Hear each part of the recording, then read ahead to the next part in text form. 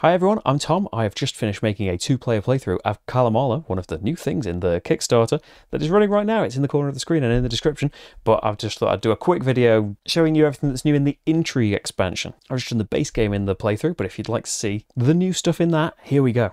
Let's have a look at the Intrigue expansion. It adds a few things. This Intrigue board, some Intrigue action tiles out in the middle, family cards that are going to alter the setup and give you an ability throughout the game, some banking tiles that go on each city, and some overlay cards that go on the church. So for the action tiles, there's now an extra step. So we still place a worker, then we reactivate any workers underneath the one that we placed, if possible. Then we take an Intrigue action. So after placing a worker and doing your normal actions, and then reactivating it, you could then take one of the Intrigue actions shown next to the worker you just placed. So it gives you some more choice of where you want to place your workers. If you choose an Intrigue action that's impossible, you can draw an extra card. And this is an exception to, the rule that the active player can only have one action card per turn. You can have an extra one with the Intrigue expansion here. So the actions are the Cardinal. So that action lets you take a cloth cube and put it on here. This scores at the end of the game. Artwork lets you take a cloth cube and put it out on one of the new artwork spaces. See, the churches just had 3 rows before then. So they are either in one of the churches or in the palazzo. The artwork spaces contribute to when the churches or the palazzo score, either through the tiles or the scoring cards. The Emperor action lets you take a wood, brick or marble and put it in one of these spaces on the Intrigue board. These score at the end of the game.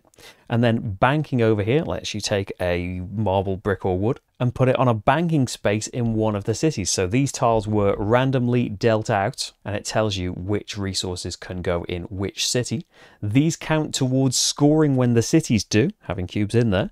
But they don't count, they've got nothing to do with shipping or transporting to those cities. Whenever you do an Intrigue action, you can discard action cards from your hand as well, and depending on the action that you took, your disc will move. So if you took an Emperor or a banking action, for every card you discarded, your disc would move to the left. If you took an artwork or a cardinal action, for every card you discarded, your disc would move one space to the right. Now these are important for when things score. This side of the track is bothered about when the specific churches score or the number of a specific resource that have been contributed across all churches. Depending on where you are on the track, you get additional points. So if you've reached this point on the track, you'll get an extra point if you were first. Up here, you'd get an extra 2 points if you were first in the category, an extra 1 if you were second, or all the way to the end, 3 for being first, 2 for being second, 1 for being third. And over on the left side, it's the same points contribution, but for when the cities score. At the end of the game, the Emperor and Cardinal areas score, but they have different scoring amounts based on which area has the most cubes.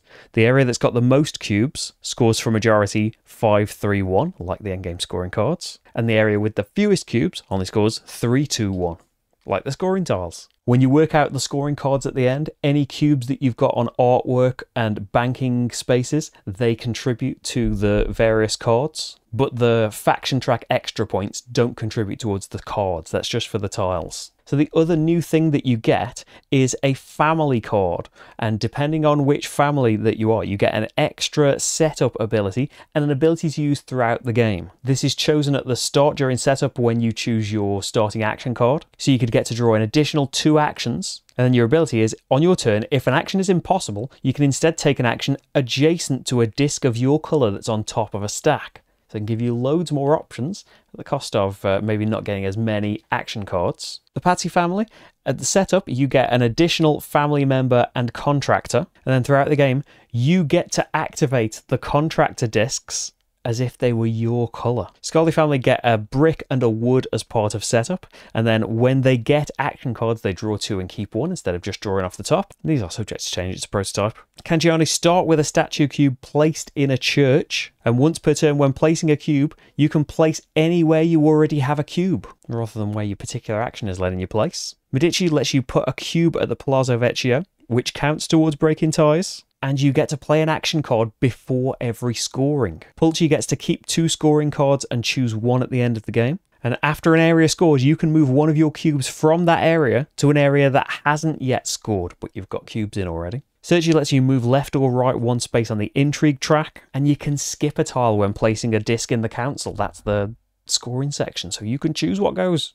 Peruzzi gets to start with a cube in the Emperor row of their choice, and can use any combination of 2 wood or brick to build anything. Mosey start with a cube in the cardinal area, and they get to use cloth as a wild card when they contribute to churches. So there we go, there's a quick look at the things that have been added to Calimala with the Intrigue expansion. If you haven't seen anything about the game yet, I hope some of that made sense, but I've done a full 2-player playthrough. It'll be linked in the description as well. This is all prototype stuff. You can see all of the final stuff, how to get hold of it, how to make it happen on the Kickstarter page, which is linked in the description. Thanks so much for watching, everyone, and I'll see you for the next game. Bye.